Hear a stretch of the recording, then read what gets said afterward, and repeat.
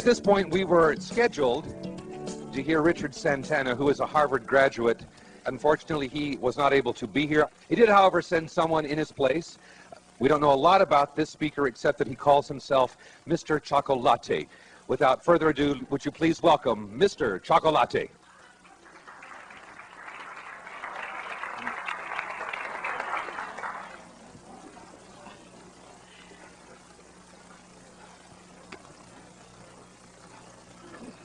They call me Mr. Chocolate. And I was asked to come down here to share with you a little bit about my story. But before I get started, I got a personal question that I gotta ask. Are there any police officers in the audience? I got my reasons, I'm sure you understand.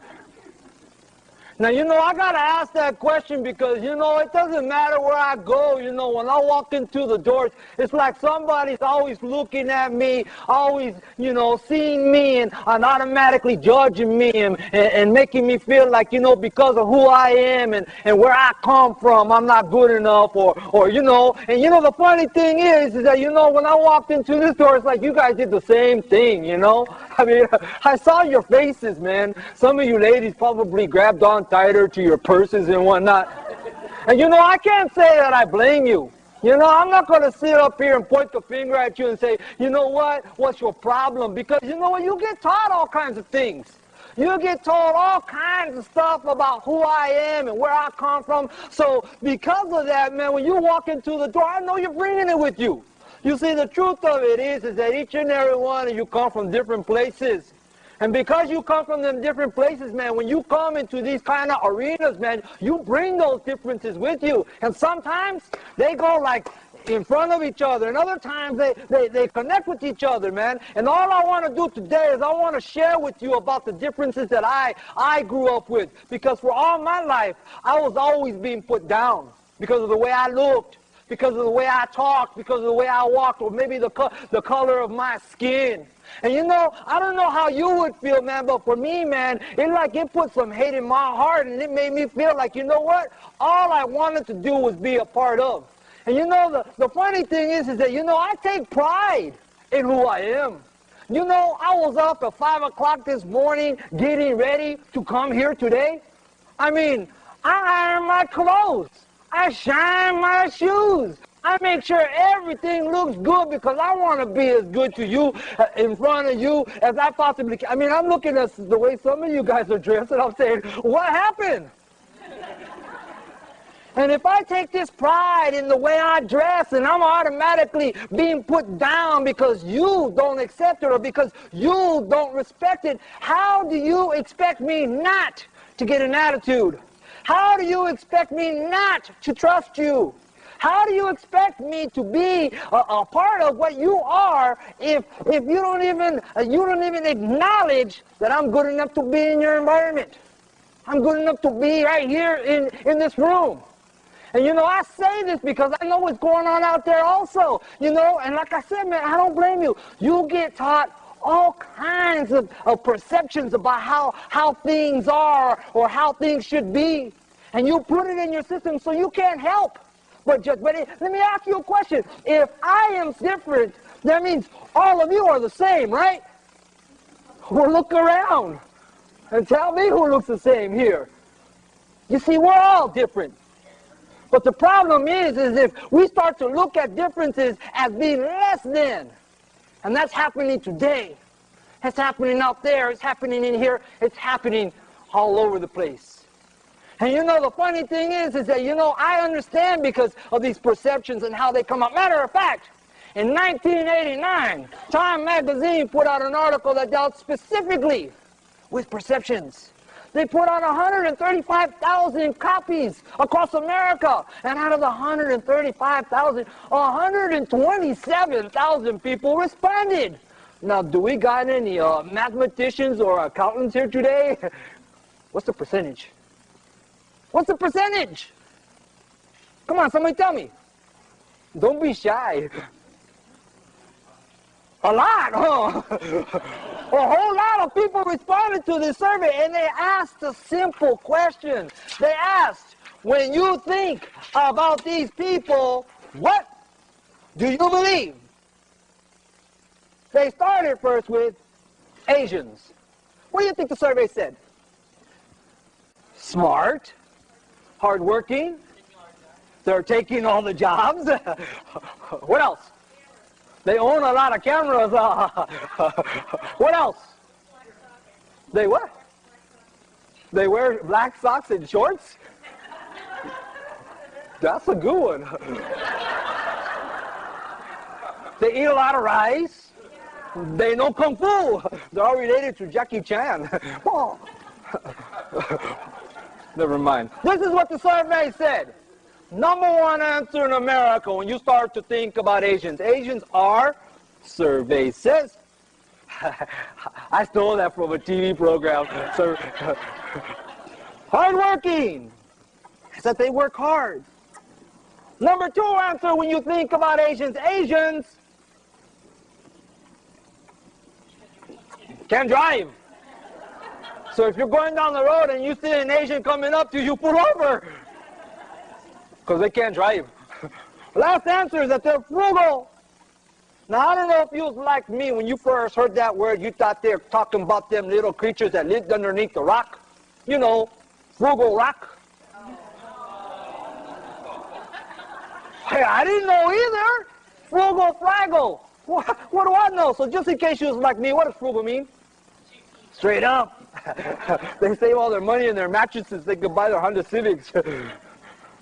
Never mind. Then they went from Asians to African Americans. Do we have any African Americans here today? 1, 2. Don't worry, more's coming. So what do you think the survey said? When you think about African Americans, what do you think? Passionate? Athletic? Musical? Got rhythm. Got big body parts.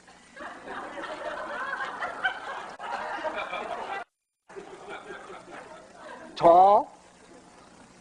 Loud. This is what the survey said. Number one answer in America when you think about African Americans. African Americans are violent. That they carry semi-automatic weapons in their briefcases, and if you talk about them in seminars like this, they stand up, they start to shoot everybody down, and they all come from Jonesboro. Somebody's with me today. Number two answer, they're athletic. They're the Michael Jordans, the Magic Johnsons, the Lily Birds of today. What? What's so funny? What? Larry Bird ain't white. Nah, he plays basketball too good, man. He had operation. What? He's got the same doctor as Michael Jackson. No, he's really white, dude. Larry Bird. Last answer. Talented. They can sing, they can dance, they got rhythm. Then they went to my favorite group. Hispanics. Do we have any Hispanics here today? Chihuahua. You know, when I first heard that word, I thought I was supposed to get scared. Panics. You mean I'm supposed to panic? You see, I ain't his panic. I ain't her panic. I ain't your panic. I ain't nobody's panic. So don't panic. I am Chicano. I am Mexicano. I am Cubano, Puerto Riqueño. I have a culture. But if you must lump me together, if you must put me in a category, then I choose Latino. And since I'm in charge, deal with it. Now let's talk about Latinos. Be nice. Strong, romantic? I want to talk to you after the ceremony. Family oriented, quickly. I'm running out of time. They got a sign over there. Come on. Fast talking. Passionate. They're religious. Which religion? Number one answer in America. Lazy. Number two answer in America. Can't speak English. They're aliens. They come from Jupiter, Venus, Mars, Saturn. They got to carry these cards to be here legally. And you know what? If they don't do... Whose cell phone is that? You sell drugs, dude? If they don't do what we want them to do, if they don't act the way we want them to act, we're going to send them back to where they come from. California, Arizona, New Mexico, Texas, Colorado. That's deep, man. You see, I'm not the one that's illegal. I am not the alien. Pilgrim? Think about it. Last answer, ignorant. Then they went to our favorite group, Caucasians. Do we have any Caucasians here today? Good, because now we're going to talk about you. What do you think the survey said? Quickly, I'm running out of time. Educated. Ambitious. Got small body parts. Supposed to say, no, no, no. Can't dance, huh? Here we go. Number one answer in America when you think about Caucasians. Caucasians are educated. Number two answer is that Caucasians are attractive. Hey, you don't believe me? Just check out Baywatch. Last answer, capitalist, capitalistic. Cooked on phonics, I am. Now tell me, look at that list and tell me what do you see? Judgments, stereotypes. And you know the sad thing about this is that these things really exist because it doesn't surprise me that you know the answers.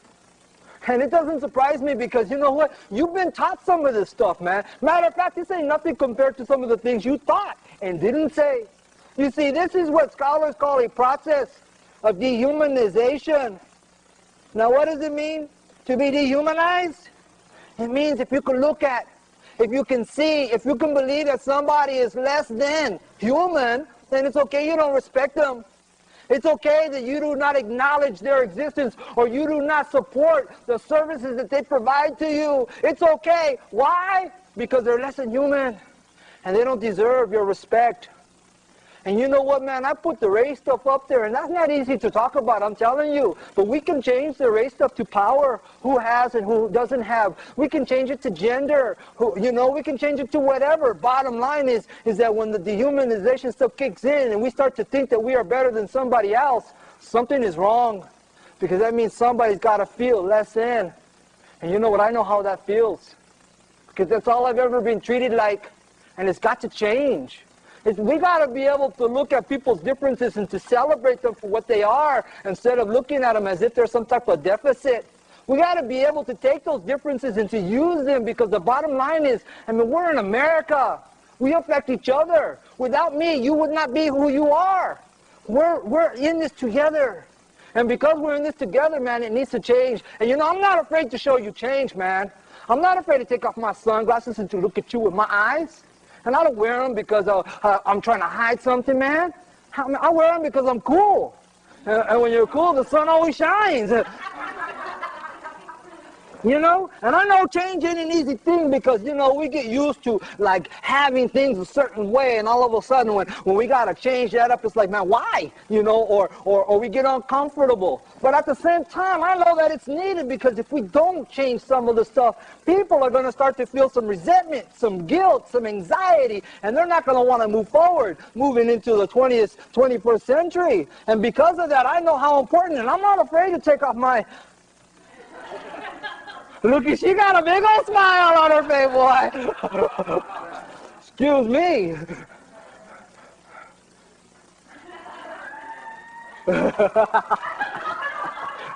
Don't worry. I'm not butt naked. They don't pay me to get butt naked. And I'm not afraid to show you change. You see, I too realize how important it is. I realize it because if we're going to start to learn to accept one another for who we are, that means we have to learn to become educated on one another's histories. That means I got to be willing to teach you, and you have to be willing to learn. And with the same token, I have to take some of the things that you have and incorporate it into my life. You see, I am Richard Santana. I'm a graduate of California State University, Fresno. I have my BA degree. I graduated from a university. And you know, I'm right here in front of you and I ask you a simple question. Is this better for you now that I wear the shirt and tie? Because if it is, that's where you need to start. Because I'm also Mr. Chocolate. This is my history. And all I ever wanted was somebody to teach me that it was okay to hang on to my history. And at the same time, tell me that I could also grab onto other people's histories and learn and grow and become what this society is so great for. Become an American. And if you think that's it, well, most recently I did something I ain't never thought I would ever do. You see, this homeboy graduated with his master's degree from Harvard University. I wasn't supposed to graduate from Harvard, but I did. So you never know what you have. You never know the talents that an individual is capable of until you get to know them. So please, take that time. Use the differences to your benefit. Grow. Help me make this a beautiful country. Help me stop the racism. Stop the violence. Help me save a life. Thank you very much. You have a good day.